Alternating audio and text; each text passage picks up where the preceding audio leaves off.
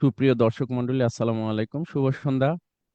আমন্ত্রণ জানাচ্ছি Bangladesh endocrine society কর্তৃক আয়োজিত স্বাস্থ্য কথা অনুষ্ঠানে। আমি ডাক্তার মোহাম্মদ রেজাউল করিম আছি আপনাদের সাথে। সুপ্রিয় দর্শকবৃন্দ, আপনারা জানেন ডায়াবেটিস মেলাইটাস একটি দীর্ঘমেয়াদী অসংক্রামক ব্যাধি। সারা বিশ্বে এর প্রকোপ বেড়েই চলেছে। বর্তমানে সারা বিশ্বে প্রতি 11 জনে একজন ডায়াবেটিস এবং গড়ে এবং 800 মিলিয়ন লোক ডায়াবেটিস আক্রান্ত। দীর্ঘদিন অনিয়ন্ত্রিত ডায়াবেটিস থেকে নানা রকম জটিলতা হতে পারে, যেমন কিডনি নষ্ট হয়ে যেতে পারে, চোখ নষ্ট হয়ে যেতে পারে, হার্ট অ্যাটাক, ব্রেন স্ট্রোক, পায়ে ঘা সহ নানা রকম জটিলতা দেখা দিতে পারে। প্রতি বছর তার ডায়াবেটিস জটিলতা সমূহের মধ্যে পায়ে ঘা অত্যন্ত জটিল এবং মারাত্মক।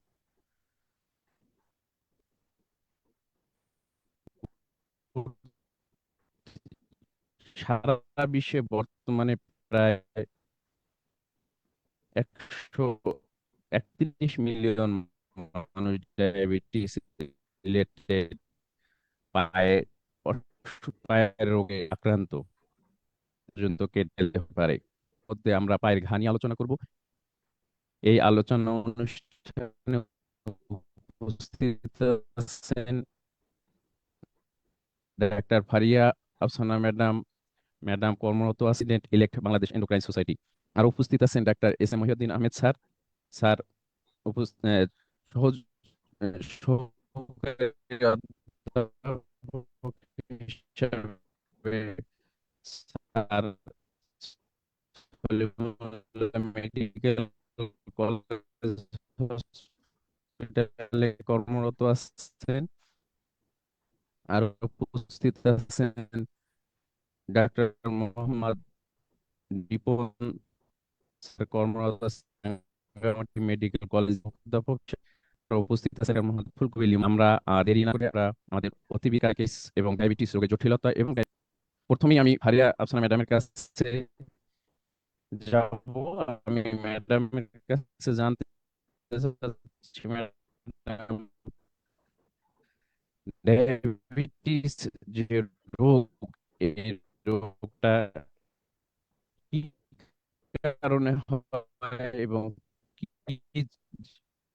কি এবং ডায়াবেটিসের দেশে এবং সারা বিশ্বের প্রকোপ কেমন?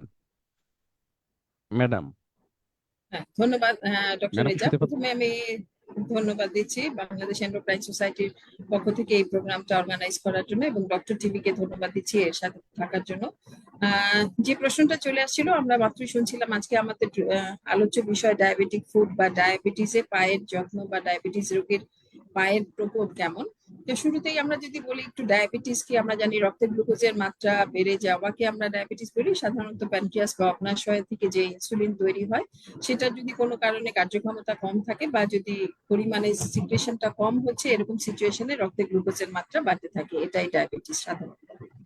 এখন ডায়াবেটিসের প্রকোপটা কেমন, আমরা একটু আগে শুনছিলাম যে ইন্টারন্যাশনাল ডায়াবেটিস ফেডারেশনের মতে 2021 সালের যে জরিপটা আছে, সেখানে দেখা যাচ্ছে যে 537 মিলিয়ন, পুরা বিশ্বে 537 মিলিয়ন মানুষ এই ডায়াবেটিস রোগে আক্রান্ত। কিন্তু খুবই অ্যালার্মিং একটা সিচুয়েশন যে টাইপ 2 ডায়াবেটিস এর ক্ষেত্রে বিশেষভাবে 50% মানুষ কিন্তু জানেনই না যে তার ডায়াবেটিস আছে। সুতরাং এই যে প্রজেকশনটা, এটা কিন্তু আসলে যতটুকু আসলে টোটাল গ্লোবাল পপুলেশন, তার কিন্তু অনেক কম অংশ। সুতরাং তার মানে যে ডায়াবেটিসের প্রবণতাটা কিন্তু এর থেকে অনেক বেশি। যদি বাংলাদেশের কথায় আসি, ইন্টারন্যাশনাল ডায়াবেটিসের সমীক্ষা মতে এটা 8.5% অফ দ্য টোটাল পপুলেশনের ডায়াবেটিস আছে।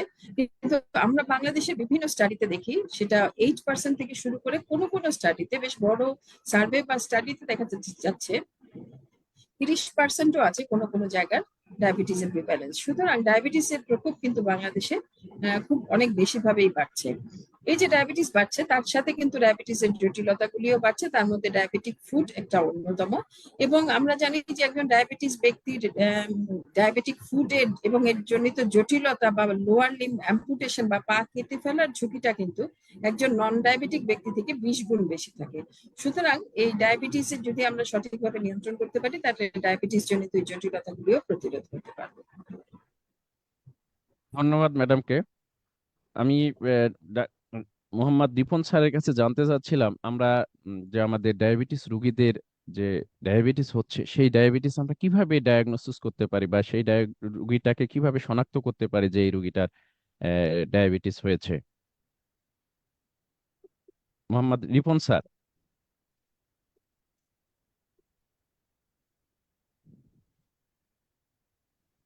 আনমিউট করতে স্যার হবে। আনমিউট করতে হবে, আনমিউট করতে হবে স্যার। আনমিউট।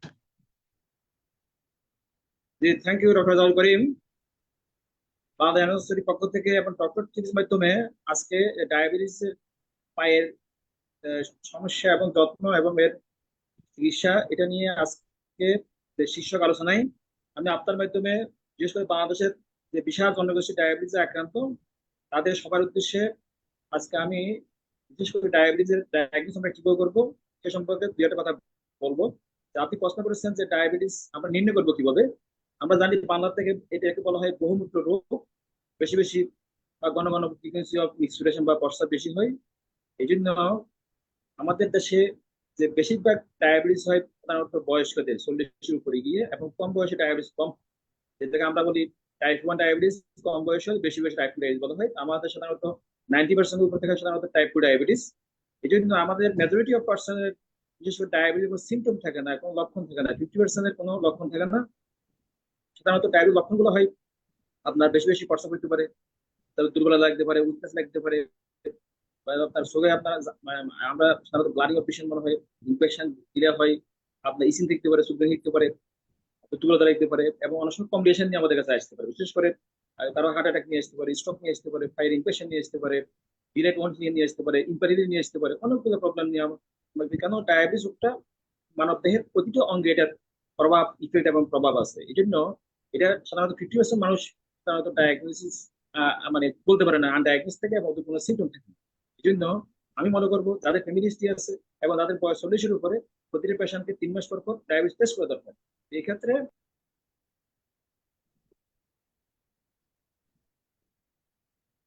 তো আপনার ব্লাড নিয়ে আমরা টেস্ট করবো। সেক্ষেত্রে আমরা পেশেন্টকে বলবো যে খালি পেটে ব্লাডটা করবে, খাবার দিকে ব্লাড করবে, এবং পরে 3 মাসের একটা ডায়াবেটিস টেস্ট আছে যেটা কিন্তু A1C বলা হয়। এই জন্য আমরা পেশেন্টকে বলবো যে আপনি মিনিমাম 8 ঘন্টা অবধি থাকা লাগবে। তো সেটা সবচেয়ে ভালো হয় সকালে আর্লি মর্নিং 8টার সময় সে খালি পেটে আসবে, প্রথমে একবার ব্লাড দিবে এবং নাস্তা করবে, নাস্তার 2 ঘন্টা পরে একটা ব্লাড দিবে, আর সাথে A1C করবে। এটা সাধারণত নন প্রেগনেন্ট অ্যাডাল্টের জন্য, নন প্রেগনেন্ট অ্যাডাল্টের জন্য। আর বিশেষ করে বাচ্চাদেরও কিন্তু একই ক্রাইটেরিয়া আমরা এভাবে করতে পারি। এটা হচ্ছে ডায়াবেটিস নির্ণয়ের একটা ধাপ। তাহলে কোনো একটা পেশেন্টের যদি খালি পেটে আপনার ফার্স্টিং ব্লাড সুগার 7 মিলিমোল/লিটার অথবা 126 মিলিগ্রাম/ডিএল ইকুয়াল অথবা এর চেয়ে বেশি হয়, তাহলে আমরা বলবো সে ডায়াবেটিক। এবং খাবার 2 ঘন্টা পরে যদি আপনার তার 11.1 মিলিমোল/লিটার অথবা 200 মিলিগ্রাম/ডিএল হয়, তখন তাকে আমরা ডায়াবেটিক বলতে পারবো। অথবা haemoglobin A1C more than or equal 6.5% করে গেলে আমরা ডায়াবেটিক বলবো। তো আমি 3টে প্যারামিটার কথা বলছি। যদি পেশেন্ট সিমটোমেটিক হয়, যে কোনো একটা প্যারামিটার, বিশেষ করে ফাস্টিং ব্লাড সুগার অথবা র্যান্ডম ব্লাড সুগার অথবা 2 ব্লাড সুগার যদি আপনার এই লেভেলের বেশি হয়, 7-এর বেশি অথবা 11-এর বেশি, তাহলে আমরা তাকে ডায়াবেটিস বলতে পারবো। শুধুমাত্র হিমোগ্লোবিন A1C যদি বলি আমরা যে 6.5%, কিন্তু ব্লাড সুগার যদি নর্মাল থাকে, সেক্ষেত্রে সে অসিরে ডায়াবেটিস হতে পারে, তাকে আবার 3 মাস পরে ডায়াবেটিস টেস্ট করতে হবে। এই জন্য একটা পেশেন্ট যখন উপসর্গ থাকবে ডায়াবেটিসের, সেক্ষেত্রে র্যান্ডম হোক অথবা ফাস্টিং হোক অথবা 2 বেস্ট হোক, যদি আপনার যে কোনো একটা লেভেল যদি আপনার ক্রস করে, তখন আমরা তাকে ডায়াবেটিস বলতে পারবো। এক্ষেত্রে নন প্রেগনেন্ট। আর প্রেগনেন্সিতে এটা আলাদা জিনিস। সেক্ষেত্রে আমরা গ্লুকোজ দিয়ে করতে পারি অথবা গ্লুকোজ না দিয়েও খালি পেটে খাওয়ার জন্য করতে পারি। সেক্ষেত্রে খালি পেটে যদি 5.5 ইকুয়াল মোর বেশি হয় এবং খাবার 2 ঘন্টা পরে যদি 8.5 ওর বেশি হয়, মিলিমোল/লিটার বেশি হয়, তখন আমরা সাধারণত প্রেগনেন্সিতে ডায়াবেটিস করবো। তো প্রেগনেন্সি ডায়াবেটিস 2 ধরনের। এটা সাধারণত প্রি এক্সিস্টিং ডায়াবেটিস থাকতে পারে অথবা প্রেগনেন্সি ডায়াবেটিস থাকতে পারে। তাহলে প্রি এক্সিস্টিং ডায়াবেটিসের ক্রাইটেরিয়া হবে অ্যাডাল্টের মতো, আর প্রেগনেন্সি ডায়াবেটিস ক্রাইটেরিয়া হবে বিশেষ করে সিডিয়াম। এটা আলাদা ক্রাইটেরিয়া, যেটা আমি বলছি একটু আগে। ফাস্টিং ব্লাড সুগার 5.5 এর বেশি এবং খাবার 2 ঘন্টা পরে 8.5 এর বেশি হলে, তাহলে আমরা তখন সিডিয়াম বলবো। তাহলে দেখা যাচ্ছে যে এটা যে ডায়াগনোসিস 50% নির্ভর করবে আপনার যাদের সিমটম নাই তাদের, আর যাদের সিমটম আছে তাদের। এই জন্য আমরা যদি এই ক্রাইটেরিয়া ফলো করি, তাহলে আমরা সাধারণত ডায়াবেটিস নির্ণয় করি। বলছি সেটা হলো খালি মানে 6.1 থেকে 6.9 হয়, ফাস্টিং ব্লাড সুগার এবং খাবার 2 ঘন্টা পরে 7.1 থেকে 11 হয়, তখন এটাকে প্রি ডায়াবেটিস বলা হয়। বাংলাদেশে এটা অধিকাংশ একটা মেজরিটি পার্সেন্টেজ আপনার প্রি ডায়াবেটিস আক্রান্ত। এই জন্য আমরা প্রি ডায়াবেটিস যদি থাকে সেক্ষেত্রে আমরা পেশেন্টকে 3 মাস পর ডায়াবেটিস টেস্ট করবো। একসময় তারও ডায়াবেটিস হতে পারে, তবে এটা অনেক সময় কিছু ডাক দিয়ে কিছু খাদ্য অভ্যাস দিয়ে চেঞ্জ করে যায়। মোটামুটি এই ডায়াগনোসিসটাই আমরা সাধারণত নন প্রেগনেন্ট অ্যাডাল্ট এবং প্রেগনেন্ট অ্যাডাল্টদেরকে তারাও ডায়াবেটিস হতে পারে, সেক্ষেত্রে ডায়াগনোসিস সেম, অ্যাডাল্ট এবং বাচ্চাদের diagnosis criteria same. Thank you. Thank you.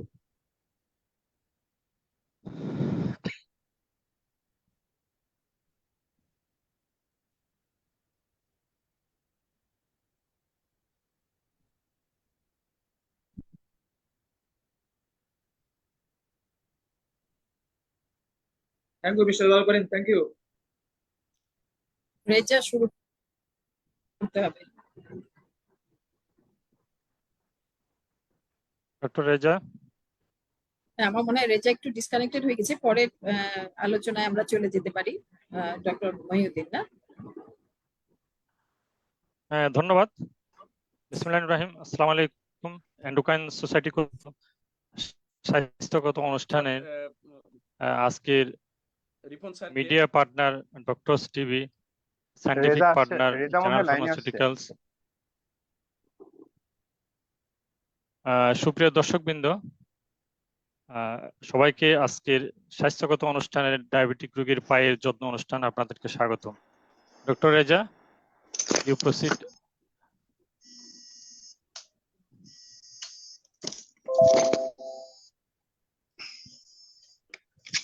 ধন্যবাদ রিপন স্যারকে। আমি এরপরে মহিউদ্দিন স্যারকে রিকোয়েস্ট করবো, স্যার ডায়াবেটিক ফুট আলসার কি জিনিস বা ডায়াবেটিক জনিত পায়ে ঘা কি কি কারণে বা কি সমস্যা হতে পারে স্যার এই ডায়াবেটিস থেকে যে ফুট আলসার হয় বা পায়ে ঘা হয়? ধন্যবাদ ডক্টর রেজা আপনার সুন্দর মডারেশনের জন্য।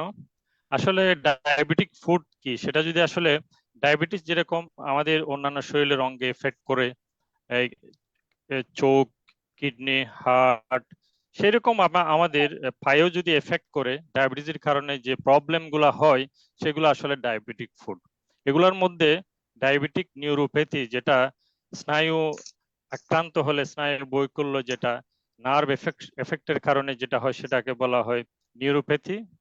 আর যদি পায়ের রক্তনালীতে এথেরোস্ক্লেরোসিস বা বিভিন্ন কারণে যদি ডায়াবেটিস জনিত কারণে যদি রক্ত সরবরাহ কমে যায়, এটাকে বলা হয় ভাস্কুলোপ্যাথি, তো এটা ইসকেমিয়া বলা হয়। এটা একটা কারণ। নিউরোপ্যাথিটা খুব কমন, সাথে ভাস্কুলোপ্যাথি যেটা রক্ত সরবরাহ কমে যায়, এটা একটা মোস্ট ইম্পর্টেন্ট কজ, খুব ইম্পর্টেন্ট। সাথে ডায়াবেটিসের কারণে আসলে বিভিন্ন পায়ের সব টিস্যুগুলো এফেক্টেড হয়, যার ফলে মাংসপেশি, টেন্ডন, বিভিন্ন সব স্ট্রাকচার হাই গ্লুকোজের কারণে এটা এফেক্টেড হয়। তো যার ফলে ওখানকার ছোট ছোট পায়ের মাংসপেশিগুলো ক্ষতিগ্রস্ত হয়, ইন্ট্রিনসিক মাসল, এছাড়া বাইরের এক্সট্রিনসিক মাসল সবগুলো এফেক্টেড হয়। এগুলোর কারণে আসলে বিভিন্ন বনি প্রমিনেন্স সৃষ্টি হয়, যেটা যার ফলে বনি ক্ল টু, হ্যামার টু যেটা আমরা বলি। ইভেন নিউরোপ্যাথির কারণে চারকুট ফুট হয়ে যায়, যেটা নিউরোপ্যাথির একটা বড় ধরনের একটা কমপ্লিকেশন। সেক্ষেত্রে চারকুটের ক্ষেত্রে পা ফুলে যায়, গরম হয়ে যায়। পেশেন্ট কিন্তু বুঝতে পারে না নিউরোপ্যাথির কারণে, তাদের অনুভূতি থাকে না, বিশেষ করে চারকুটের ক্ষেত্রে। অনেকের আবার অনুভূতি থাকতে পারে পেইন, টিংলিং সেন্সেশন, নামনে যেটা বলা হয়, অবসতা, পিন দিয়ে ফুটানোর মতো, ইলেকট্রিক শকের মতো বিভিন্ন প্রবলেম নিয়ে থাকতে পারে। সেক্ষেত্রে চারকুট ফুটা আসলে পেশেন্ট বুঝতে পারে না, যার ফলে এগুলো একটা প্রেজেন্টেশন নিয়ে আসতে পারে। এছাড়া আরো বিভিন্ন যেটা হতে পারে গা, যার ফলে নিউরোপ্যাথির কারণে বুঝতে পারে না, বুঝতে না পারার কারণে আঘাত লেগে এখানে ট্রমা একটা প্রিসিপিটেটিং ফ্যাক্টর হিসেবে কাজ করে। বিশেষ করে নিউরোপ্যাথি সাথে ভাস্কুলোপ্যাথি কমন থাকে, অনেক সময় অনলি নিউরোপ্যাথিও থাকতে পারে, তবে কম্বাইন্ড নিউরোপ্যাথি যেটা স্নায়ুর সমস্যা, রক্তনালী সরবরাহ দুইটা একসাথে থাকতে পারে, সেখানে আঘাত একটা বড় ফ্যাক্টর হিসেবে কাজ করে। আর বিভিন্ন বনি প্রমিনেন্স ডিফর্মিটির কারণে এখানে হয়, সমস্যাগুলো হয়। সাথে এখানে এগুলোর কারণে আলসার হয়ে যেতে পারে, ট্রমা থেকে ঘা হয়ে যেতে পারে। এছাড়া আরো ছোটখাটো বিভিন্ন পায়ের সমস্যা, যেমন ক্যালাস, যেটা হাই প্রেসারের কারণে যেটা ক্যালাস কর্ন বা পায়ের তালুতে বা পাশে গোটা হয়ে যায় বিভিন্ন কম্প্রেশনের কারণে, প্রেসার ইফেক্টের কারণে। অনেক সময় ব্লিস্টার পড়ে যায়, ফুসকা হয়ে যায়। তো ক্ষত থেকে অনেক সময় এগুলা ইনফেকশন হয়ে যায়। ক্ষত যদি আমরা ভালোভাবে ট্রিট না করি তাহলে এখানে ইনফেকশনটা হয়ে আরো নেক্রোসিস বা গ্যাংগ্রিন হয়ে যায়। তো সেক্ষেত্রে আসলে এইসব প্রবলেম নিয়ে আসতে পারে অনেক সময়। যেটা এরকম যদি আলসার নিয়ে আসে তাহলে আমাদের আলসারটা আসলে খুব ইভালুয়েট করতে হবে। তো ইভালুয়েট আসলে আমরা এটা ম্যানেজমেন্টে খুব লম্বা। তো এটা আমি এই সুযোগে বলি, যেহেতু আলোচনায় নিয়ে আসছেন আপনি, আলসারের ম্যানেজমেন্ট আসলে একটা লোকাল ম্যানেজমেন্ট, একটা জেনারেল ম্যানেজমেন্ট আছে। তো আলসার যেহেতু, সেখানে আলসার যখন আসবে একটা পেশেন্ট, এটা আমাদের ফুল ইভালুয়েট করতে হবে যে আলসারটা, ওইটাকে আমরা দেখে গ্রেডিং করতে হবে। আলসার লিশনটাকে কতটুকু, এটাকে সুপারফিশিয়াল আছে নাকি কতটুকু গভীরে আছে, এটা কি কোনো মাংসপেশি বা টেন্ডন ভিতরে গেছে কিনা। এক্ষেত্রে ওয়াগনার ক্লাসিফিকেশন একটা আমরা করি, ডাক্তাররা করি, এগুলা 0, 1, 2, 3, 5 পর্যন্ত গ্রেডিং আছে। তো সুপারফিশিয়াল আলসার আমরা গ্রেড 1 ধরি। আর যদি ডিপের মধ্যে যদি প্রায় টেন্ডন মাসল পর্যন্ত গেলে গ্রেড 2, বা আরো যদি ডিপে অ্যাবসেস হয়ে যায়, অস্টিওমাইলাইটিস হয়, তাহলে গ্রেড 3। এভাবে যদি কোনো একটা লোকাল এরিয়াতে যদি গ্যাংগ্রিন হয়, গ্রেড 4। পুরা পা যদি হয় যে আমরা গ্রেড 5, এভাবে গ্রেডিং করা হয়। তো এটা গ্রেডিং করে আসলে এখানে আমাদের মেইন ম্যানেজমেন্টে যেটা, এটা পায়ের যে প্রেসার ইফেক্ট যেটা ক্ষত আছে, এটা প্রেসার ইফেক্টটা রিলিজ করতে হবে, ক্ষতটার উপর যাতে প্রেসার বেশি না পড়ে শুকানোর জন্য হেল্প করতে হবে। সেক্ষেত্রে ক্ষতের বিভিন্ন আমরা বিভিন্ন প্রেসার ইফেক্টের জন্য বিভিন্ন যেটা বিভিন্ন ইয়াগুলো আছে, ইনসোল আছে, ডায়াবেটিক শু আছে, তারপর বিভিন্ন স্লিপ আছে, সক্স আছে, তারপর কাস্ট আছে, বিভিন্ন ধরনের সাপোর্টিং দেওয়া হয়। আর এক্ষেত্রে আরো দেখতে হবে আমাদের আর্টেরিয়াল সাপ্লাই। কোন একটা আলসার যদি আমরা পাই দেখি, সেক্ষেত্রে ওই আলসারের রক্ত সরবরাহ কেমন আছে, এটা খুবই গুরুত্বপূর্ণ। কারণ যে এখানে যে রক্তনালী যদি ইসকেমিয়া থাকে বা ব্লক থাকে এথেরোস্ক্লেরোসিস কারণে, তাহলে রক্ত সরবরাহ কমে গিয়ে ওটা পাটা নষ্ট হয়ে যেতে পারে। এই জন্য এখানে কোনো ভাস্কুলার আছে কিনা, শুরু হয়ে গেছে কিনা, বা কোনো অবস্ট্রাকশন আছে কিনা, এটা রক্তনালী অ্যাসেস করতে হবে। সেক্ষেত্রে অ্যাসেসমেন্টের জন্য আসলে আমাদের পরীক্ষা নিরীক্ষার দরকার হবে। সেক্ষেত্রে অ্যাসেসমেন্টের জন্য আমরা অনেক সময় এটা ক্লিনিক্যালি যেটা দেখি, মানে যেটা পায়ের রক্ত চলাচল, আর্টেরিয়া ডর্সালিস পেডিস, পোস্টের টিবিয়াল, উপর আস্তে আস্তে উপরের দিকে আমরা ক্রমশ এক্সামিন করি যে কোনো আছে কিনা। তারপরে এগুলা, এবং প্রয়োজন হলে আমরা সেক্ষেত্রে ডপলার আল্ট্রাসোনোগ্রাম করতে পারি, ভাস্কুলার রক্ত সরবরাহ কেমন আছে। এখন অনেক হ্যান্ড ডিভাইসের মতো আল্ট্রাসোনোগ্রাম পাওয়া যায়, ডোপ্লেক্স না থাকলে আমরা বিভিন্ন সেন্টারে রেফার করতে পারি। তারপরে এখানে সাথে ইনফেকশন থাকতে পারে, ইনফেকশনটা খুবই গুরুত্বপূর্ণ। ইনফেকশন যেহেতু এক্সপোজ থাকতে পারে, মানুষজন বাহিরে যায়, পায়ের অত যত্ন নেওয়া হয় না, যে কোনো সময় এটা ইনফেকশন ঢুকে পড়তে পারে। এটা কাভারেজ না থাকলে ইজিলি ইনফেকশন ঢুকে পড়তে পারে। তো ওই ইনফেকশন থেকে আরো বেশি নেক্রোসিস হয়ে যায়, আরো গাটা বেড়ে যায়, তখন ইনফেকশন থেকে বিভিন্ন ডায়াবেটিক কমপ্লিকেশন, এমার্জেন্সি বিভিন্ন হয়ে যেতে পারে। সেই জন্য ডায়াবেটিক আলসার রোগে আমাদেরকে ভর্তি করাইয়া এগুলাকে ট্রিটমেন্টের আওতায় আনতে হবে। তারপরে এক্ষেত্রে আরো আমরা যদি ক্ষত যদি থাকে, এটাকে ড্রেসিং করতে হবে। ড্রেসিং করে এটা ওনটাকে ডিব্রাইনমেন্ট, যদি মৃত টিস্যু থাকে তাহলে এটাকে ওগুলা সরাই এক্সিশন করে করতে হবে। আর লোকাল মানে এটা করতে হবে। এটার আরো এটা ছোটখাটো হলে, এটা ইনফেকশন যদি কন্ট্রোল হয়ে যায়, ওন যদি ভালো থাকে ক্লোজ করে দেওয়া যায়। যদি বড় ওন হয় তাহলে কিন্তু ম্যানেজমেন্ট অনেক লম্বা। বড় ওন হলে বিভিন্ন স্টেজে এটাকে করতে প্রিপেয়ার করতে হয়। অনেক সময় হসপিটাল গুলাতে ভর্তি দিয়ে অ্যান্টিবায়োটিক ড্রেসিং এগুলা করার পর অনেক সময় নেগেটিভ প্রেসার ওন থেরাপি বলে একটা টার্ম আছে, যেটা ভ্যাকুয়াম অ্যাসিস্টেড ডিভাইসের মাধ্যমে ক্লোজার, এটার মাধ্যমে করা হয়। এক্সুডেট গুলা, বিভিন্ন এগুলা দূষিত যেগুলা লিকুইড, বিভিন্ন তরল ডিসচার্জ গুলা বের করা হয়। ওন যখন এটা আস্তে আস্তে যখন ওনটা হিলিং এর দিকে যায়, তখন এটাকে যদি পরবর্তীতে এটা ক্লোজার করা যায়, একটা গ্রাফট লাগলে গ্রাফট, স্কিন গ্রাফট বা মাসল গ্রাফট এগুলা করা যায়। আরো আছে নেগেটিভ প্রেসার ওন থেরাপি ছাড়াও আরো যেগুলো অক্সিজেন থেরাপি আছে, হাইপারবেরিক অক্সিজেন কিছু কিছু সেন্টারে আছে, এগুলোর কিছু রোল আছে। তবে wound therapy, negative pressure wound therapy গুলা বিভিন্ন মেডিকেল কলেজ, বিভিন্ন স্পেশালিস্ট সেন্টার গুলাতে ইজিলি দেওয়া হয়। সব মেডিকেল কলেজ গুলাতে আছে বা সেন্টার গুলাতে আছে। আর যেটা জেনারেল ম্যানেজমেন্ট খুবই ইম্পর্টেন্ট বিভিন্ন আলোচনা, যেহেতু আসলে এটা ইভালুয়েশন আমাদের যে পেশেন্টটা তার সিবিসি দেখে এনিমিয়া আছে কিনা, তার এনিমিয়া কারেকশন করতে হবে, নিউট্রিশনাল ডিফিসিয়েন্সি থাকলে নিউট্রিশন গুলা কারেকশন করতে হবে, প্রোটিন ঘাটতি থাকলে প্রোটিন দিতে হবে।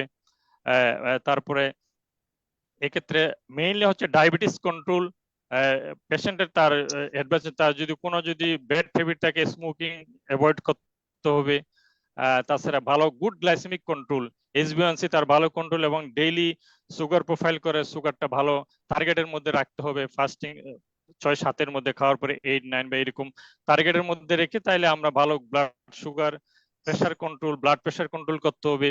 আর লিপিড ম্যানেজমেন্ট, যেহেতু এগুলো এথেরোস্ক্লেরোসিস, কোলেস্ট্রল থাকে অনেক সময়, থাকে, সেক্ষেত্রে কোলেস্ট্রল লিপিড লোয়ারিং ড্রাগ দিতে হবে। আর রক্ত জমাট বাঁধার যেটা অ্যান্টিপ্লেটলেট ড্রাগ সেগুলো আমরা ইউজ করি। আর রেয়ারলিও কিছু কিছু ক্ষেত্রে ভেসোডাইলেটর ইউজ করা যায়। তবে এইসব কম্প্রিহেন্সিভ ম্যানেজমেন্ট, এটা ডায়াবেটিসের একটা ওয়ান্টেড ম্যানেজমেন্ট। তো এই জন্য এটা ভর্তি করে আমাদের এটা করতে, এটা একটা মাল্টিডিসিপ্লিনারি ম্যানেজমেন্ট। আমরা তো এন্ডোক্রাইনোলজিস্টরা তো সুগার বা আদার যেগুলা লিপিড, কোলেস্ট্রল, এগুলো ব্লাড প্রেশার গুলো মেনটেন করে, কিন্তু ওন ম্যানেজমেন্টের জন্য ভাস্কুলার সার্জন, যদি আর্টেরিয়াল ভাস্কুলার যে স্টেন্টিং করা লাগতে পারে, অনেক সময় বাইপাস লাগতে পারে, ক্রিটিক্যাল কেসগুলো ভাস্কুলার সার্জনের সহযোগিতা লাগতে পারে, প্লাস্টিক সার্জনের সহযোগিতা লাগতে পারে, অর্থোপেডিশিয়ানের সহযোগিতা লাগতে পারে, কাস্ট বা আদার বিভিন্ন বনি ডিফর্মিটির কারণে। এটা মাল্টিডিসিপ্লিনারি টিম। এছাড়াও আসলে ডায়াবেটিক আলসার রোগীদের ক্ষেত্রে আসলে এদের এডুকেশনটা খুব ইম্পর্টেন্ট। ডায়াবেটিক এডুকেটর, নার্স এদেরও লাগে, বিশেষ করে বৃদ্ধ যারা আছে তাদের ফ্যামিলিয়াল সবার হেল্প লাগে, নিজেরও সচেতনতা লাগবে। তো এটা বিশাল একটা আসলে এই ওন হিল হতে অনেক সময় লাগে, এটা একটা মানে অনেক সময়, দীর্ঘমেয়াদী 2-3 মাস লেগে যেতে পারে অনেক ক্ষেত্রে বড় ধরনের ওন হলে। তো ধৈর্য ধরে এগুলা ট্রিটমেন্টের আওতায় রাখতে হয়। অনেক ম্যানেজমেন্ট আসলে অনেক স্যার, লম্বা। জি স্যার, ডায়াবেটিক ফুড ধন্যবাদ। আলসার ম্যানেজমেন্ট তাহলে স্যার অনেক বড়। আমরা তাহলে স্যার আপনার কাছে শুনলাম। আরেক আমি স্যার এর পরবর্তী একটু ডক্টর লুৎফুল কবির লিমন স্যারের কাছে জানতে চাচ্ছিলাম যে ডায়াবেটিস এর থেকে, ডায়াবেটিস যেমন ফুড আলসার বা পায়ে ঘা হয়, এছাড়া ডায়াবেটিস থেকে আর কি ধরনের জটিলতা তৈরি হতে পারে যা আমাদের রোগীদের অনেক ক্ষতি করে? ডক্টর লুৎফুল কবির লিমন স্যার। ধন্যবাদ ডাক্তার রেজাউল করিমকে। প্রথমে ধন্যবাদ জানাই বাংলাদেশ এন্ডোক্রাইন সোসাইটি এবং ডক্টর টিভি সুন্দর আয়োজনের জন্য। আমরা এর মাধ্যমে ইনশাআল্লাহ অনেক ডায়াবেটিক পেশেন্টকে সচেতন করতে পারবো তাদের এই ডায়াবেটিক ফুড সম্পর্কে। তা প্রশ্ন যেটা হচ্ছে যে ডায়াবেটিক ফুড ছাড়াও আর কি কি কমপ্লিকেশনস বা সমস্যাগুলো হতে পারে ডায়াবেটিসের পরবর্তীতে। তা এই বিষয়গুলো হচ্ছে যে আমাদের মূল হচ্ছে ডায়াবেটিস আনকন্ট্রোল। এইটা খুবই গুরুত্বপূর্ণ। যে সকল রোগী আমাদের ডায়াবেটিস আনকন্ট্রোল থাকে, বছর বা আরো 5-6 বছর 10 বছর, এদের এই কমপ্লিকেশন গুলো বেশি হয়। তা আমাদের কমপ্লিকেশনের মধ্যে কিছু আছে অ্যাকিউট কমপ্লিকেশনস, আর কিছু আছে ক্রনিক কমপ্লিকেশনস। অ্যাকিউট কমপ্লিকেশনস যেগুলো, সেটা হচ্ছে প্রথমে যেটা হচ্ছে হাইপোগ্লাইসেমিয়া, যেটা আমাদের গ্লুকোজ রোগীরা অনেক সময় ইনসুলিন বেশি করে নেয় বা নিয়ে খাবার খায় না, অথবা একটু ডিলে করে খাওয়ার গুলো, সেক্ষেত্রে আমাদের এইগুলো কমনলি হাইপোগ্লাইসেমিয়া নিয়ে আসে। আর আমাদের আর দুটা আছে ইম্পর্টেন্ট, সেটা হচ্ছে ডায়াবেটিক কিটোএসিডোসিস, আর একটা হচ্ছে হাইপারসমোলার হাইপারগ্লাইসেমিক স্টেট, যেটা টাইপ 1 এর দিকে হয়, এবং টাইপ 2 ডায়াবেটিস মেলাইটাসের সেক্ষেত্রে আমাদের এই হাইপারগ্লাইসেমিক হাইপার অসমোলার স্টেট যেটা হয় আর কি। এই দুই ক্ষেত্রেই সুগার বেশি থাকে, সেটা আমরা মেডিকেল রোগী ভর্তি করে আমরা টাইপ 1 বা টাইপ 2 ডায়াবেটিস মেলাইটিসের এই কমপ্লিকেশন গুলো চিকিৎসা করি। আর ক্রনিক কমপ্লিকেশন ক্ষেত্রে আমাদের যেগুলো আছে, এর মধ্যে আমাদের কিছু ছোট ছোট ভেসেল, আমরা মাইক্রোভেসেল বলি, এই রক্তনালী, এগুলোর কিছু হতে পারে, আর কিছু বড় বড় ভেসেল। বড় বড় রক্তনালীগুলোর ক্ষেত্রে ম্যাক্রোভাস্কুলার কমপ্লিকেশনের মধ্যে আমাদের যেটা একটা ডায়াবেটিক ফুড, এটা খুবই ইম্পর্টেন্ট। প্রতিনিয়ত আমরা অনেক রোগী পাই এবং খুব সাফার করে, যেটা আমাদের ডাক্তার মহিউদ্দিন ভাই স্যার বললেন যে ম্যানেজমেন্ট খুব কঠিন এবং রোগীরা খুব সাফার করে। এরপর হচ্ছে সিভিডি বা স্ট্রোক, যেটা আমরা বলি, যে কোনো পাশে প্যারালাইসিস হয়ে যাওয়া, অথবা রোগী কথা বলতে না পারা বা রোগীর কথা জড়ায় যাওয়া, এগুলো হতে পারে। এরপরে হচ্ছে আমাদের যেটা হতে পারে এমআই, যেটা আমাদের যে কার্ডিয়াক প্রবলেম হতে পারে, বুকে ব্যথা, সেখান থেকে হার্ট ফেলিওর বা রোগী এমনকি মারাও যেতে পারে ইনস্ট্যান্ট। আর কিছু মাইক্রোভাস্কুলার যে ছোট ছোট যে রক্তবাহিগুলো যেগুলো আমাদের থাকে, যেমন চোখে, চোখের কারণে হতে পারে রেটিনোপ্যাথি। এটা আমাদের অনেক রোগী বলে যে আমি দেখতে পাচ্ছি না, বা ভিতরে দেখলে রক্তক্ষরণ হয় বা অনেক প্রবলেম দেখা দেয় এবং অনেক সময় ছানিও পড়ে, সেই ছানিগুলো আমাদের অপারেশন করে রোগী ভালো করতে হয়। এরপর হচ্ছে আমাদের নিউরোপ্যাথি, যেটা মহিউদ্দিন স্যার বললেন যে একটা ডায়াবেটিস ফুটে একটা প্রথম সমস্যা হচ্ছে যে অনুভূতিগুলো কমে যায় বা অনুভূতি বেড়ে যায়, অথবা রোগী বুঝতেই পারে না যে একটা ঘা হয়ে গেল, কেটে গেল, বুঝতেই পারলো না। নিউরোপ্যাথি। আর গুরুত্বপূর্ণ একটা হচ্ছে আমাদের কিডনির সমস্যা, যেটা নেফ্রোপ্যাথি আমরা বলি। এই ডায়াবেটিস লম্বা অনেক অনেক দিন থেকে আনকন্ট্রোল থাকলে এই কিডনি সমস্যা দেখা দিতে পারে, শরীর ফুলে যেতে পারে, আবার কিডনি বিকল মানে নষ্ট হয়ে শেষ পর্যন্ত ডায়ালিসিসও লাগতে পারে। এই রোগীগুলো খুব সাফার করে। তা আমরা আশাবাদী ইনশাল্লাহ যে আমাদের এই সোসাইটির মাধ্যমে আমরা রোগী সচেতন করতে পারবো এবং এই কমপ্লিকেশন গুলো আমরা থামাতে পারবো। ধন্যবাদ। ধন্যবাদ স্যারকে আপনার মূল্যবান কথার জন্য। আমি আবারও ফারিয়া আফসানা ম্যাডামের কাছে ফিরে যাচ্ছি। ম্যাডাম, আপনি কি একটু বলবেন যে আমরা একটা ডায়াবেটিস রোগীর পায়ের কোন কোন বৈশিষ্ট্য বা লক্ষণ হলে আমরা এই রোগীকে বলবো যে তার ডায়াবেটিক ফুট আলসার বা তার পায়ে ঘা বা পচন ধরার একটা সম্ভাবনা আছে? ফারিয়া আফসানা ধন্যবাদ ম্যাডাম। ডক্টর রেজা। এটা খুবই গুরুত্বপূর্ণ একটা কোয়েশ্চেন, কারণ এটা রোগীদের জন্য যেমন গুরুত্বপূর্ণ, চিকিৎসকদের জন্য খুব গুরুত্বপূর্ণ। জেনে নিতে হবে আসলে যে কোন কোন বৈশিষ্ট্য থাকলে আমরা একটা পাকে উচ্চ ঝুঁকিপূর্ণ পা বলে থাকি আর কি। এবং যাদের এই উচ্চ ঝুঁকির ক্রাইটেরিয়াগুলি থাকবে তাদের 3 থেকে 6 মাস পর পর নিয়মিত পায়ের ফলো আপ প্রয়োজন। তাহলে কি সেই ঝুঁকিগুলি? একটা হচ্ছে, প্রথমেই হচ্ছে পায়ে যদি বোধ শক্তি কম থাকে বা পেরিফেরাল নিউরোপ্যাথি থাকে দ্বিতীয় হচ্ছে পায়ে যদি রক্ত চলাচল কম থাকে বা রক্ত চলাচলে বাধাপ্রাপ্ততা থাকে, যেমন যেটাকে আমরা পেরিফেরাল ভাস্কুলার ডিজিজ বলে থাকি। আর যদি কোনো অ্যানাটমিক্যাল ডিফর্মিটি থাকে, মানে পায়ের কোনো অংশ আগে কাটা পড়েছে বা অ্যাম্পুটেশন করা হয়েছে, সেই পাটাকে এবং তার পাশের যে পাটা, অন্য পাটাকেও কিন্তু উচ্চ ঝুঁকিতে আছে। কারণ যে পায়ের কোনো অংশ বা একটু অংশ বা একটা আঙুল বা বিলোনি অ্যাম্পুটেশন করা হয়েছে, তার পুরো শরীরের ভরটা কিন্তু অন্য পা দিয়ে ক্যারি করতে হচ্ছে, সুতরাং ওই পায়ে ফ্রিকশন, ঘা হয়ে যাওয়ার সম্ভাবনা অনেক বেশি থাকে। 4 নম্বর ক্রাইটেরিয়াটা হচ্ছে, আগে যদি কখনো ক্ষত বা আলসার হয়ে থাকে, তাহলে কিন্তু ওই ওই পায়ে বা অন্য পায়ে আবারও ক্ষত হওয়ার সম্ভাবনাটা অনেক বেশি থাকে। যদি কোনো রোগীর আগে পায়ে কোনো অ্যাম্পুটেশন করা হয়ে থাকে এবং কোনো যদি স্ট্রাকচারাল ডিফর্মিটি থাকে, তাহলে এটাও একটা ঝুঁকি থেকে থাকে।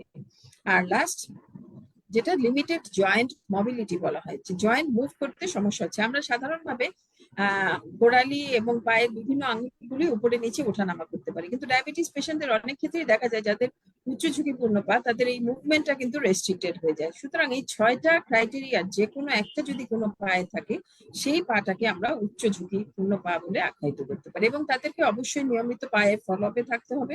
পায়ে কোনো জটিলতা হয়ে গেল কিনা সেটা অবশ্যই দেখে নিতে হবে, চেক করতে হবে এবং ওয়ার্নিং সাইনগুলি ভালো করে খেয়াল করতে হবে। জি, ধন্যবাদ ম্যাডাম। আমরা জানলাম কোন কোন পা গুলো বা পায়ে কি কি জটিল সমস্যা থাকলে আমরা সেই পাকে উচ্চ ঝুঁকিপূর্ণ বলবো। আমি পরবর্তীতে মোহাম্মদ রিপন স্যারের কাছে জানতে চাচ্ছিলাম যে পায়ে কি কি সমস্যা হলে বা কি কি লক্ষণ হলে আমরা দ্রুত সেই ডায়াবেটিস রোগীকে পায়ের জন্য চিকিৎসকের পরামর্শ নিতে বলবো। Mohammad Ripon sir.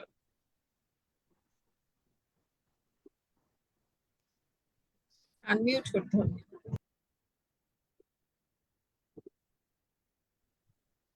Thank you. এটা একটা গুরুত্বপূর্ণ কম্বিনেশন ডায়াবেটিসের, বিশেষ করে তাদের দীর্ঘদিন ডায়াবেটিস থেকে অথবা ডায়াবেটিস নেয় কিন্তু প্রিভিয়াসলি পেশেন্ট আনডায়াগনোজ, যদি পেশেন্টের পা ফুলে যায়, লাল হয়ে যায়, কোনো ইনফেকশন থাকে, অথবা যে কোনো এক পাশের অথবা দুই পাশের ব্যথা হয়, লাল হয়ে যায়, তাহলে অবশ্যই তার ডায়াবেটিস টেস্ট করা দরকার। যাদের নাই আর যাদের ডায়াবেটিস আছে, অবশ্যই চিকিৎসক পরামর্শ নিবে। সেক্ষেত্রে হতে পারে দুইটা, একটা হচ্ছে পেশেন্টের গায়ে ফিভার হইতে পারে, অথবা পেশেন্টের বেশি দুর্বলতা দেখতে পারে, অথবা পেশেন্ট ডায়াবেটিস আনকন্ট্রোল দেখতে পারে, অথবা পেশেন্টের ট্রমা হিস্ট্রি দেখতে পারে, অথবা পেশেন্টের একটা ইনজেকশন হিস্ট্রি দেখতে পারে, অথবা পেশেন্টের সোয়েলিং দেখতে পারে, ফুলে দেখতে পারে, লাল হইতে পারে, কোনো ইনফেকশন সোর্স দেখতে পারে।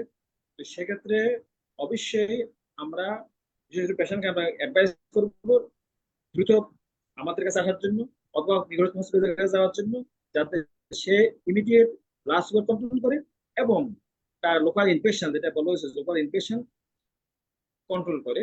কারণ আমরা জানি যে ডায়াবেটিক খুব 3টা প্রক্রিয়া হয়, এটা অটোইমিউন নিউরোপ্যাথির জন্য হয়, পেরিভাস্কুলার জন্য হয়, সোমাটিক নিউরোপ্যাথির জন্য হয়ে থাকে। এই জন্য যদি পেশেন্টের পেরিভাস্কুলার ডিজিজ থাকে, তাহলে আমরা ওই ট্রিটমেন্ট দিতে পারবো। আর যদি পেশেন্টের যদি আপনার অটো নির্ভী থাকে তাহলে ওইভাবে ট্রিটমেন্ট দেওয়া লাগবে। আর যদি পেশেন্টের যদি সবাই নির্ভী থাকে তাহলে ওইভাবে ট্রিটমেন্ট দেওয়া লাগবে। তাহলে ওভারঅল যদি পেশেন্টের নার্ভনেস টিংলি অর্থাৎ পা যে অসাড় থাকে, ফুলে যায়, লাল হয়ে যায়, হঠাৎ করে ওখানে যদি ইনফেকশন থাকে, অ্যাক্সেস হয়, অথবা কোনো একটা ক্যালাস যদি ইনফেকশন হয়, তাহলে ইমিডিয়েট সে লোকাল ডাক্তার হোক, এন্ডোক্রাইন ডাক্তার হোক, পার্শ্ববর্তী হসপিটাল হোক, রাজশাহী হসপিটাল হোক, অবশ্যই যোগাযোগ করবে। নিজ ইচ্ছে কোনো একটা যদি আলসার, ওরা যদি ইনফেকশন নিজ ইচ্ছে কিছু করবে না। কোনো একটা বুলা যদি হয়ে থাকে, অর্থাৎ পানি নিয়ে যদি কোনো একটা বুলা হয়, অথবা কোনো গরম পানি পরে, অথবা কোনো পেশেন্ট গুলো যদি ভেরি নির্ভীক থাকে, মানে বিশেষ করে খুব পেইনফুল হয়, সেক্ষেত্রে ওরা গরম পানি ঠান্ডা পানি ইউজ করে। এ ধরনের ইউজ করা যাবে না। যদি এ ধরনের কিছুটা করার পর যদি পরিষ্কার হয়ে যায়, কিছুটা হয়, তাহলে ইমিডিয়েট ডাক্তার সাথে দেখা করবো। অর্থাৎ পায়ের যে কোনো ইনফেকশন, ডায়াবেটিস থাকে, তাহলে নিজ ইচ্ছে কিছু করা যাবে না। অবশ্যই সে একজন বিশেষজ্ঞ ডাক্তার দেখাবে তার পার্শ্ববর্তী একটা হসপিটালে। সেক্ষেত্রে তার ডায়াবেটিস কন্ট্রোল আর লোকাল অ্যান্ড জেনারেল ট্রিটমেন্ট অবশ্যই তার লাগবে। Thank you. Thank you thank sir, you. আমরা জানলাম। স্যার আমি এবার ডাক্তার মহিউদ্দিন স্যারের কাছে একটু জানতে চাই যে আসলে ডায়াবেটিস ফুড আলসার বা ডায়াবেটিস জনিত পায়ে ঘায়ের প্রাদুর্ভাব সারা দেশ এবং সারা বিশ্বে কেমন? ধন্যবাদ একটু ডক্টর সংক্ষেপে রেজাউল। স্যার। হ্যাঁ, আসলে ডায়াবেটিস রোগীর প্রাদুর্ভাব আসলে এটা গ্লোবালি আসলে দিন দিন বাড়তেছেই। কারণ যে ডায়াবেটিসের সমস্যা বাড়তেছে, মানুষজন ডায়াবেটিসের ট্রিটমেন্টও বাড়তেছে, কিন্তু তারপরেও ডায়াবেটিসের যে ফুড প্রবলেম গুলা কিন্তু কমতেছে না। এটা না কমার পিছনে হচ্ছে আর্লি ডিটেকশন যদি আমরা করতে না পারি, এটা আর্লি হাই রিস্ক ফুড গুলো যদি আর্লি ডিটেকশন করতে পারি, তাহলে হয়তো ডায়াবেটিক ফুড আলসারের ইনসিডেন্স প্রেভেলেন্স গুলো কমে আসবে। তো ওয়ার্ল্ডের বিভিন্ন স্টাডিতে দেখা গেছে আসলে ডায়াবেটিস রোগীরা, তাহলে বেশিরভাগ ক্ষেত্রে তারা ডায়াবেটিস রোগীদের আসলে 10 থেকে 15% ডায়াবেটিস রোগীরা আসলে তাদের ফুড আলসার হয়ে থাকে। তো সেক্ষেত্রে যেহেতু ডায়াবেটিক ফুড আলসারের যেহেতু গুরুত্বপূর্ণ রিস্ক ফ্যাক্টর যেহেতু ডায়াবেটিক পেরিফেরাল নিউরোপ্যাথি, তো বিভিন্ন স্টাডিতে দেখা গেছে যে কম বেশি কাছাকাছি মোর অর লেস নিউরোপ্যাথি প্রায় 20 থেকে 50% মতো ডায়াবেটিক পেশেন্ট তারা নিউরোপ্যাথিতে ভুগতেছে। ডায়াবেটিক যেটা স্নায়বিক সমস্যা, স্নায়বিক বৈকল্য, যেটা আমরা নিউরোপ্যাথি বলি। আর ডায়াবেটিক যেটা রক্ত সরবরাহ কমে যাওয়া, রক্তনালীতে ম্যাক্রোভাস্কুলার এন্ড মাইক্রোভাস্কুলার বিভিন্ন সার্কুলেশন রক্ত প্রবাহ কমে যাওয়ার কারণে ছোট ছোট রক্তনালী অত বিভিন্ন সাইজের বড় মিডিয়াম রক্তনালী যেগুলা এথেরোস্ক্লেরোসিস বা চর্বির ইয়ের কারণে বিভিন্ন প্লাগের কারণে যেটা হচ্ছে, যেটা আমরা ভাস্কুলোপ্যাথি যেটা বলি, রক্ত সরবরাহ সেটা প্রায় অ্যাবাউট সেটা 10 to 30% মতো এটা ওয়ার্ল্ড ওয়াইড ভেরি করে, বিভিন্ন গ্লোবালি, বিভিন্ন এশিয়ান, আফ্রিকান, ইউনাইটেড কিংডম।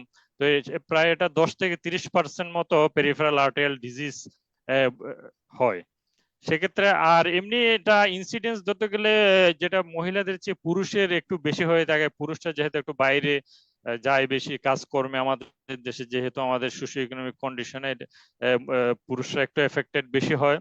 যাদের একবার ফুড আলসার হয়ে যায় তাদের কিন্তু রিকারেন্স রেট বেশি। আর ফুড আলসার হয়ে গেলে প্রপারলি যদি ম্যানেজ করা না যায় তাহলে কিন্তু এম্পুটেশনের রেটটা বেড়ে যায়। তো এই জন্য ফুড আলসারের দ্রুত ম্যানেজমেন্ট দরকার, আর্জেন্ট। এটা একটিভ আলসার থাকলে, ক্ষত থাকলে এটা গুরুত্বপূর্ণ, খুব ম্যানেজমেন্ট দরকার। আর এই জন্য আমাদের আসলে এই রিস্ক ফ্যাক্টর গুলাকে নিয়ন্ত্রণ করতে হবে।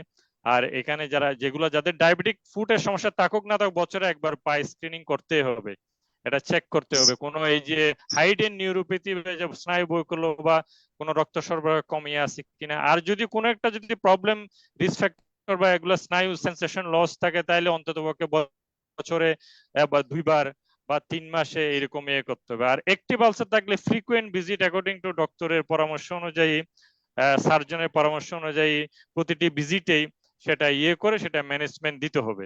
আর এটা গ্লোবাল বার্ডেন ডায়াবেটিক ফুডের, এই জন্য হসপিটাল এডমিশন রেট খুব বেশি। ডায়াবেটিসের যে জটিলতাগুলো আছে তার মধ্যে হসপিটাল এডমিশন রেট কিন্তু ডায়াবেটিক ফুডের কারণে খুবই বেশি। আমাদের কাছে অনেক সময় চেম্বারে আসে বা হসপিটালে আসে বিভিন্ন মিডল ইস্ট থেকে, তারা ডায়াবেটিক ফুড আলসারের কারণে প্রবলেম গুলোর কারণে দেশে চলে আসছে, তাদের কর্মক্ষমতা হারিয়ে ফেলছে, ফুড আলসারের কারণে দীর্ঘদিন তাদের হসপিটালে স্টে থাকা লাগে। তো এটা বিশাল একটা গ্লোবাল বার্ডেন। এই জন্য আলসার হওয়ার আগেই আমাদেরকে যেটা এটা হাই রিস্ক ফুড গুলা, ফারিয়া ম্যাডাম যেটা বললো, হাই রিস্ক ফুড গুলাকে আইডেন্টিফাই করে আমাদের আসলে এটা এর আওতায় আনতে হবে, তাহলে আমরা অনেক কর্মময় জীবন পাবো, অনেক পেশেন্টদেরকে আমরা তারা এই বেনিফিটটা দিতে পারবো এই আলসারের ভোগান্তি থেকে। ধন্যবাদ ডক্টর রেজাউল। জি স্যার, ধন্যবাদ স্যার। আমি এবার ডাক্তার লুৎফুল কবির লিমন স্যারের কাছে খুবই সংক্ষেপে জানতে চাচ্ছি যে ডায়াবেটিক ফুট আলসার বা ডায়াবেটিস জনিত পায়ের ক্ষত এটা কিভাবে বা পাকে কিভাবে ভালো বা সুস্থ রাখা যায় বা ডায়াবেটিক ফুট আলসার যেন না হয় সেই সম্পর্কে খুবই অল্প করে বলবেন স্যার। ধন্যবাদ। ডায়াবেটিক ডায়াবেটিক ফুটের যেটা বললো যে আমরা প্রথমে যে ফারিয়া ম্যাডাম বললেন যে রিস্ক ফ্যাক্টর গুলো, এটা খুবই ইম্পর্টেন্ট। এটা হচ্ছে আমরা প্রিভেনশন করতে পারি যে যদি এই রিস্ক ফ্যাক্টর গুলো কারো থেকে থাকে, তাহলে আমরা কিন্তু এই রিস্ক ফ্যাক্টর গুলো যদি আমরা কন্ট্রোল করতে পারি, যেমন নিউরোপ্যাথি বা ভাস্কুলোপ্যাথি, যেমন যে রক্ত প্রবাহ কমে গেছে অথবা কোনো ডিফর্মিটি আছে, অথবা দেখা যাচ্ছে যে তার ব্ল্যাক হয়ে যাচ্ছে স্কিন, এই লক্ষণগুলো যদি আমরা আগেই বুঝতে পারি, আর যদি ডাক্তার কাছে রোগী খুব দ্রুত চলে যায়, তাহলে আমরা এগুলো যদি আমরা যেমন যেমন ভাস্কুলোপ্যাথি, যদি আমরা এই ভাস্কুলোপ্যাথি হয়, সেক্ষেত্রে আমরা মানে যে এন্টি প্লেটলেট ড্রাগ বা লিপিড লোয়ারিং ড্রাগ এগুলো দিতে পারি। বা নিউরোপ্যাথি হলে আমরা রোগীকে বলতে পারি যে আপনি একটু সাবধানে থাকবেন, গরম ধারালো জিনিসগুলো অ্যাভয়েড করবেন, তারপর জুতা পরবেন যে জুতাগুলো আপনার ফ্রিকশন কম হবে বা ঘর্ষণ কম হবে সেগুলো। এটা এভাবে আমি কন্ট্রোল করতে পারি। আর হচ্ছে রোগীকে প্রথম হচ্ছে ডায়াবেটিস কন্ট্রোল, এবং এটা হচ্ছে গুরুত্বপূর্ণ যে ডায়াবেটিস কন্ট্রোল, এবং সেটা অবশ্যই খালি পেটে খাওয়ার পরে। এবং খুব ইম্পর্টেন্ট হচ্ছে আমাদের 3 মাসের গড় যেটা HbA1c, এটা খুবই গুরুত্বপূর্ণ। এইটাকে আমাদের নিয়ন্ত্রণ রাখতে হবে। আমাদের যেটা অ্যাডাল্ট 7, আমরা বিলো 7 রাখার চেষ্টা করব, 7% আমরা রাখার HbA1c রাখার চেষ্টা করব। তারপর লিপিড, চর্বি, এই চর্বিটাও খুব চর্বি পরীক্ষা করে চর্বি ওষুধ খাওয়া, এটাও খুবই গুরুত্বপূর্ণ। এটা আর যাদের রিস্ক ফ্যাক্টর আমরা প্রিভেন্ট করব। আর যে ক্ষেত্রে হচ্ছে যে আপনার এই কোনো কারো যে ঘা হয়ে যায়, যে ঘা হয়েই গেছে, সেক্ষেত্রে আমাদের খুব স্ট্রিক্টলি এটা মেনটেন করতে হবে। প্রথমে ডায়াবেটিস কন্ট্রোল, তারপর হচ্ছে লোকাল ইনফেকশন প্রিভেন্ট করতে হবে, এবং রেগুলার ড্রেসিং করতে হবে, যাতে আমাদের এই ঘাগুলো বাড়তে না পারে বা অ্যাম্পুটেশন পর্যন্ত আমাদেরকে না যেতে যেতে হয়। তাহলে এগুলো যদি আমরা নিয়মিত, আমরা যেমন আমাদের ওয়ার্ডে অনেক রোগী পাই যারা হচ্ছে যে একটু ব্লিস্টার হয়েছে, সেই ব্লিস্টারটা নিয়ে আমরা 2 মাস 3 মাস থেকে বসে আছে, কোনো চিকিৎসা নাই, ও মুখে ওষুধ খাচ্ছে ইনসুলিন না নিয়ে। এগুলো যদি আমরা আগে থেকে যদি প্রিভেনশন করতে পারি, রোগীদেরকে বলতে পারি যে না, আপনারা দ্রুত যখন একটু লাল হবে বা ফোসা পড়বে, দ্রুত আপনারা নিকটস্থ বা ভালো ডাক্তারের সঙ্গে যোগাযোগ করবেন, তারা যেভাবে অ্যাডভাইস দেয় সেভাবে আপনারা চিকিৎসা করবেন, এবং দ্রুত মেডিকেল কলেজগুলোতে বা আমাদের এন্ডোক্রাইনোলজির সঙ্গে যোগাযোগ করবেন, তাহলে দ্রুত এই ঘাটা ভালো হয়ে যাবে এবং পরবর্তীতে আর বাড়বে না। তো এগুলো যদি আমরা মেনটেন করতে পারি নিয়মিত, তাহলে আমরা ডায়াবেটিসের মানে ঘা বা ডায়াবেটিস পা থেকে আমরা রোগীদেরকে বাঁচাতে পারবো। ধন্যবাদ স্যার। এ পর্যায়ে আমি আবারও ফারিয়া আফসানা ম্যাডামের কাছে যাব। ম্যাডামের কাছে আমার প্রশ্ন যে ম্যাডাম, আমরা একটা ডায়াবেটিক ফুট আলসার বা ডায়াবেটিক জনিত পায়ের ঘা প্রতিরোধ করার জন্য আমরা কিভাবে পরীক্ষা করে দেখতে পারি পা? ধন্যবাদ। একজন চিকিৎসকের জন্য আসলে প্রত্যেকটা ক্ষেত্রেই পায়ের যখন পরীক্ষা করা হয়, তখন কিছু কিছু জিনিস দেখে নিতে হয়। যেমন ইন্সপেকশনে যদি প্রথমে বলি, পায়ের কোনো কাট, ইনজুরি, ব্রুইজ, কোনো ডিসচার্জ, কোনো রেডনেস এগুলি আছে কিনা দেখে নিতে হবে। সবচেয়ে ইম্পর্টেন্ট এবং জরুরি বিষয় হলো পায়ের আঙুলের ফাঁকে কোনো ঘা আছে কিনা সেটাও দেখে নিতে হবে। নখগুলি কেমন, থিক নেইল আছে কিনা বা কোনো ফাঙ্গাল ইনফেকশন আছে কিনা এটাও দেখে নিব। কোনো বনি প্রমিনেন্স বা ডিফর্মিটি আছে কিনা এটা দেখে নিতে হবে। এই কারণ অনেক সময় জুতার সাথে উঁচু অংশের ঘষা লেগেও কিন্তু একটা আলসার বা ক্ষতের সৃষ্টি হতে পারে। সুতরাং ইন্সপেকশনে এগুলি দেখার পর আমরা চলে যাব প্যালপেশনে, যেখানে আমরা পায়ে হাত দিয়ে পা পরীক্ষা করব। সেখানে আঙুল এবং নখ দেখে নিতে হবে, আঙুলের ফাঁকে কোনো ঘা দেখা যাচ্ছে কিনা, কারণ পায়ের আঙুলগুলো একটার সাথে একটা খুব কাছাকাছি অবস্থায় থাকে। অনেক সময় বাইরে থেকে আঙুলগুলো ফাঁক করে না দেখলে দেখা যায় না, সেগুলো একটু দেখে নিতে হবে। এরপরে চলে আসবো পায়ের পালস পরীক্ষা, পেরিফেরাল ভাস্কুলার ডিজিজ বা পায়ের রক্ত চলাচলে কোনো বাধা আছে কিনা। সেটার জন্য আমরা আর্টেরিয়া ডরসালিস পেডিস এবং পোস্টেরিয়র টিবিয়াল আর্টারি, দুইটার আর্টারি দেখে নিব পালস আছে কিনা। এরপরে দেখতে পারি আমরা নিউরোপ্যাথিক সাইনগুলি, ভাইব্রেশন সেন্স কেমন আছে, মনোফিলামেন্ট দিয়ে দেখতে পারি সেন্সরি লস আছে কিনা, এবং অ্যাঙ্কেল জার্কটাও দেখে নিতে পারি, শুধু যদি আমরা পায়ের এক্সামিনেশন বলি। পা পরীক্ষার একটা অত্যন্ত গুরুত্বপূর্ণ অংশ কিন্তু জুতা পরীক্ষা, এবং যে পেশেন্টার আমরা পা পরীক্ষা করছি অবশ্যই জুতাটা দেখে নিতে হবে যে উনি কি আইডিয়াল যে জুতাটা পরা উচিত সেটা কি পরে আছেন কিনা, জুতাটা তার পায়ের জন্য সঠিক কিনা, সঠিক মাপের আছে কিনা, জুতা দিয়ে কোনো ইনজুরি হচ্ছে কিনা, জুতার কোনো অংশ বা ছেঁড়া বা ভাঙা আছে কিনা যেটা দিয়ে ক্ষতের সৃষ্টি হচ্ছে। সুতরাং এই পুরাটা মিলেই কিন্তু একটা কম্প্রিহেন্সিভ ফুড এক্সামিনেশন, এটা প্রত্যেকটা পেশেন্টের জন্যই, যাদের কোনো জটিলতা বা হাই রিস্ক ফুড নাই তাদের অন্তত বছরে একবার, এবং যাদের হাই রিস্ক ফুড আছে তাদের রিস্কের উপরে নির্ভর করে 3 থেকে 6 মাস পর পর এই পায়ের পরীক্ষাটা চিকিৎসকের করে নেওয়া উচিত। এটা গেল চিকিৎসকের কথা। এরপরেও আমি বলবো পেশেন্ট এডুকেশনটা খুব ইম্পর্টেন্ট, কারণ একজন ডায়াবেটিক ব্যক্তি প্রতিদিনই অন্তত একবার পা পরীক্ষা করবেন। তাহলে উনি কি দেখবেন, পায়ে নতুন করে কোনো ঘা, ফোড়া বা কাটা বা ইনজুরি, রেডনেস অনেক সময় নিউরোপ্যাথির জন্য ওনারা ফিল করতে পারেন না। সেই ক্ষেত্রে অবশ্যই পা পরীক্ষা করলে ওনার কোনো যদি ক্ষত থেকেও থাকে সেটা আগেই ধরা পড়বে এবং সাথে সাথে উনি চিকিৎসকের পরামর্শ নেবেন। ধন্যবাদ। ধন্যবাদ ম্যাডামকে।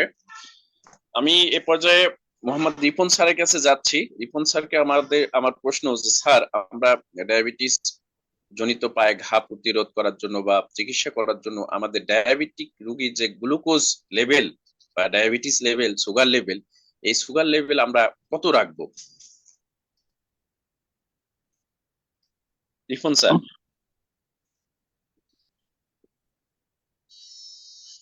আনমিউট করতে হবে।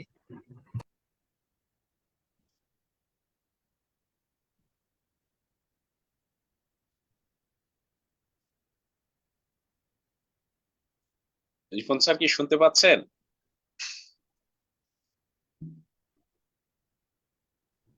রিপন স্যার শুনতে পাচ্ছেন? হ্যাঁ, থ্যাংক ইউ।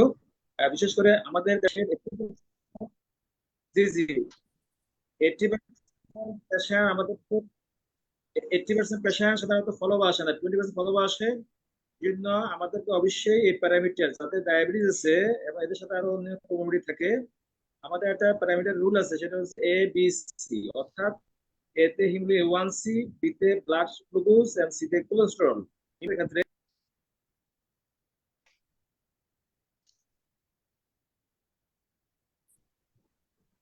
কানেকশন মনে হয় একটু প্রবলেম আছে, আমরা পরবর্তী মহিউদ্দিনের কাছে চলব।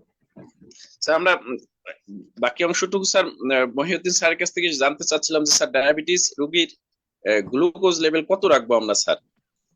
জি জি ধন্যবাদ। এই জন্য সাধারণত ব্লাড সুগার লেভেল লেখা রাখবো খালি পেটে 60 সেকেন্ড, খাবার 2 ঘন্টা পরে, খালি পেটে 6 থেকে 7, আর খাবার 2 ঘন্টা পরে 7 থেকে 9 এই ভিটামিন থাকলে সবচেয়ে ভালো।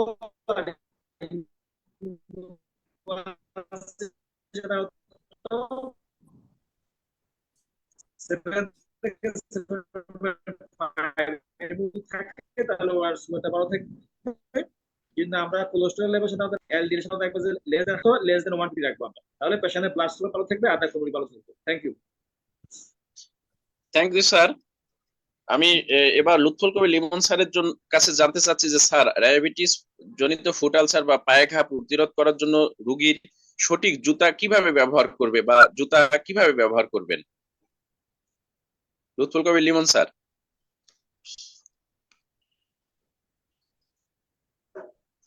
আনমিউট করতে হবে। হ্যাঁ, শোনা যাচ্ছে রেজা? জি শোনা যাচ্ছে স্যার। হ্যাঁ, ডায়াবেটিক ফুড প্রতিরোধে বা চিকিৎসায় ডায়াবেটিসের জুতা, মানে রোগীর জন্য জুতা খুবই একটা গুরুত্বপূর্ণ একটা বিষয়। যেমন আমরা, খুব ইন্টারেস্টিং বিষয় হচ্ছে যে এই রোগীদেরকে জুতা কিনতে হবে বিকাল বেলার দিকে। কারণ দেখা যায় যে আমাদের কিন্তু বিকালের দিকে পায়ে একটু একটু সুয়েলিং হয়, রস বা একটু হালকা আমরা হাঁটাহাঁটি করি, চলাফেরা করি। এই জন্য কিন্তু আমাদের এই রোগীদেরকে জুতা কিনতে হবে বিকালের দিকে। এবং জুতার অবশ্যই সামনের অংশটা একটু ভোঁতা হতে হবে, ব্লান্ট। আমরা বলি একটু ব্লান্ট হতে হবে, একেবারে চিকন যে খুব স্টাইলিশ জুতাগুলো যেগুলো আমরা পরি এগুলো একটু অ্যাভয়েড করতে হবে এটা। আর এবং অবশ্যই যেন জুতার ভিতরে একটু আমাদের আঙ্গুলগুলো সম্প্রসারিত করা যায়। এতে কি হবে যে আমার পায়ের ফাঁকে যে ঘা গুলো হয়, ঘাম হয়, সেগুলো আমরা অ্যাভয়েড করতে পারবো। এটা এরপরে হচ্ছে আমাদের কিছু ডিফর্মিটি পায়ে থাকতে পারে, সেই ডিফর্মিটি অনুযায়ী জুতাগুলো বানিয়ে নিতে হবে। যেমন কি, যে যদি আমাদের দেখা যায় বৃদ্ধা আঙ্গুলির, কারো কারো বৃদ্ধা আঙ্গুলি একটু একটু একটু বাইরের দিকে সরে যায় এবং ওখানে একটু সোয়েলিং মানে ফোলা মতো তৈরি হয়। আবার অনেকের আর্চ, সবার আর্চ মানে পায়ের যে আর্চ গুলো আছে সেগুলো কিন্তু সবার একই রকম নয়। তাই সেই আর্চ অথবা যে পায়ের যে ফোলা অংশগুলো আছে সেগুলো অ্যাডজাস্ট করে আমাদেরকে জুতা কিনতে হবে, এবং সেখানে কুশন যেখানে ফোলা আছে বা আমাদের যে হিল, আমাদের গোড়ালি যেটা বলি আমরা, সেই জায়গায় যাতে একটু প্রেসার কম লাগে সেজন্য সেখানে একটু কুশন বা একটু যদি আমাদের মানে যে স্পঞ্জিং যে একটু মুভমেন্ট করে এরকম হলে খুব ভালো হয়। এবং যেখানে যেখানে আমাদের ফোলা একটু কুশন করে কাট করে নিয়ে, তাহলে ওই জায়গাটা প্রেসার ইফেক্ট আমাদের পড়বে না, এরকম জুতা আমাদেরকে খোঁজ করতে মানে বানিয়ে নিতে হবে। এবং আর যেটা ইম্পর্টেন্ট সেটা হচ্ছে যে যেন জুতার ভিতরে ধারালো মানে একটু যে খসখসে ভাব বা এগুলোর জন্য না থাকে, থাকে দেখা যাবে ফ্রিকশন হয়ে হয়ে ঘা হতে পারে। আর অনেক রোগী আমাদের যাদের ঘা নিয়ে আসে তাদের ক্ষেত্রে আমরা জুতাগুলো কি হয়, যেখানে ঘাটা আছে সেখানে প্রেসার না পড়ে, আমরা প্রেসার উইথড্র করার জন্য একটু ওই জায়গাটা কেটে একটু পাশে কুশন সিস্টেম সিস্টেম করে দেওয়া হয়। এতে কি হয়, ওই রোগীর জন্য পায়ের পায়ের হিলিং হিলিং হয়। এবং যেখানে একটা রোগীর, অনেক রোগী আছে যে ঘা নিয়ে আসে, রোগী জানেই না যে ওখানে একটা কাটা কাটা বারবার তার পায়ে লাগতেছে, ফ্রিকশন হচ্ছে। তাহলে এগুলো আমাদের খেয়াল করতে হবে যে যেন কোনো অতিরিক্ত কাটা বা এরকম না থাকে বা খসখসে জায়গা না থাকে। এরকম জুতাগুলো আমাদেরকে একটু কিনতে হবে, তাহলে আমরা ডায়াবেটিক ফুড গুলো প্রতিরোধ করতে পারবো। ধন্যবাদ। ধন্যবাদ স্যার।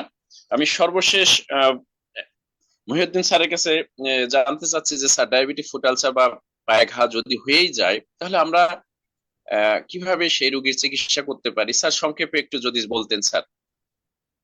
হ্যাঁ, আসলে আমি প্রথমে একটু আলোচনা করে ফেলছি। যাই হোক, যেহেতু ক্ষত হয়ে গেলে আসলে যেটা ম্যানেজমেন্টে, ওন ম্যানেজমেন্ট, জেনারেল ম্যানেজমেন্টে যেটা আসলে আলোচনা হয়ে গেছে, ডায়াবেটিস ভালো কন্ট্রোল করতে হবে, যেটা স্টেটিন দিতে হবে, অ্যান্টিলিপিড যেটা যেটা ক্লোপিডোগ্রিল অথবা ইকোস্প্রিন দিতে হবে, পেশেন্টের নিউট্রিশন বাড়াতে হবে, আর পেশেন্টকে স্মোকিং, তার যে কোনো ব্যাড হ্যাবিট থাকলে এগুলা করতে হবে।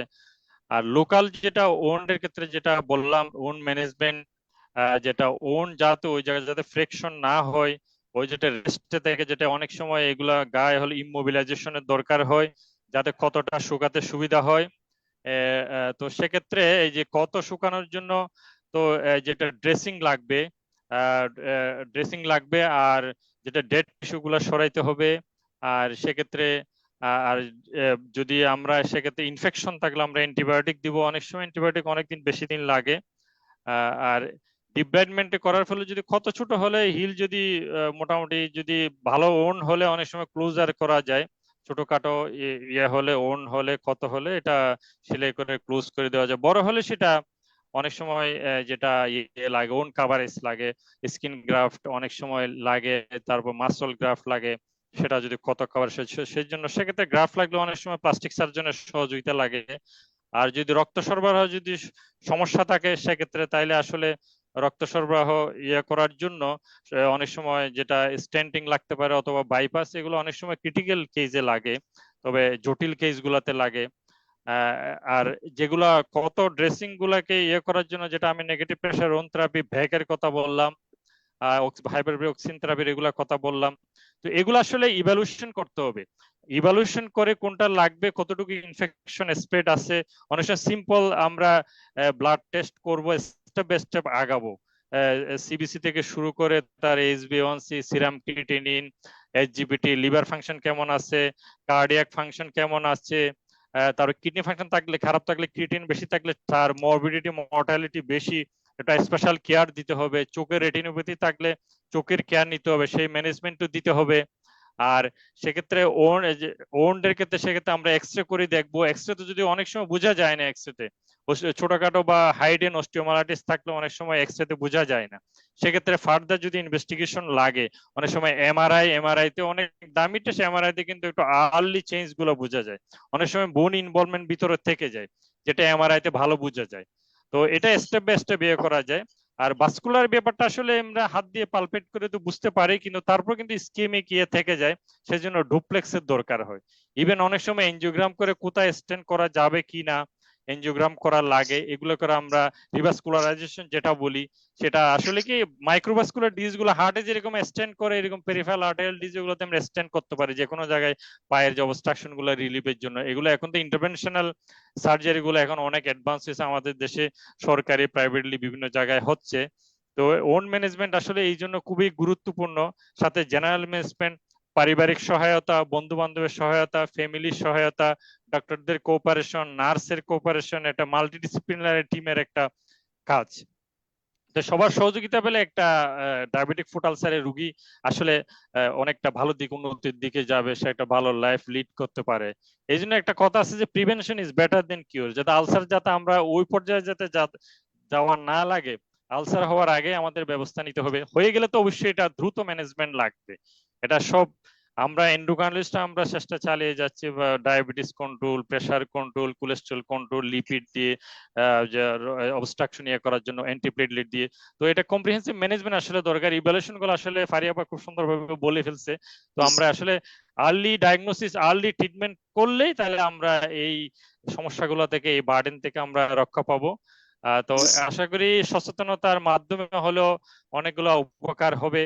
যারা নিউ ডক্টর, যারা জেনারেল পপুলেশন, তাদের একটা আশা করি আমাদের এই প্রোগ্রাম থেকে, আজকের এই স্বাস্থ্য কথা অনুষ্ঠানে, ডায়াবেটিক রোগীর পায়ের যত্ন অনুষ্ঠান থেকে কিছুটা হলেও ওনাদের একটা নলেজ হবে, সেটা প্র্যাকটিক্যাল লাইফে রোগীদেরকে সহায়তা করতে পারবে। বিশেষ করে নিজের আত্মীয় স্বজন, বন্ধু বান্ধব, আশেপাশে যারা আছেন, পাড়া প্রতিবেশী, সবাইকে সহযোগিতা করলে কিন্তু একটা ডায়াবেটিক রোগী অনেক সাপোর্ট পাবে। আর বৃদ্ধদের ব্যাপারে স্পেশাল কেয়ার দিতে হবে, তারা চোখে দেখে না, চোখে না দেখলে আসলে নিজে পায়ের কেয়ার নিজে নিতে পারে না। এই জন্য চোখ, এটা রেটিনোপ্যাথি আছে কিনা এটা ইভ্যালুয়েশন দরকার, সব একটা কম্প্রিহেন্সিভ ইভ্যালুয়েশন, কার্ডিয়াক ইভ্যালুয়েশন দরকার, ইসিজি থেকে শুরু করে অন্যান্য অনেকগুলো মাল্টিপল প্রবলেম থাকতে পারে, মাইক্রোভাস্কুলার, ম্যাক্রোভাস্কুলার, যেগুলো যে কোনো কমপ্লিকেশন একটা থাকলে আরেকটা আছে কিনা সেটা সবগুলাই দেখতে হবে, দেখে সেটা হোল একটা ম্যানেজমেন্ট দিতে, খালি একটা ক্ষত কাজ করবে, ড্রেসিং করবে সেটা না, হোল কমপ্লিট একটা ম্যানেজমেন্ট দিলেই ওই ক্ষতটা সেরে উঠবে।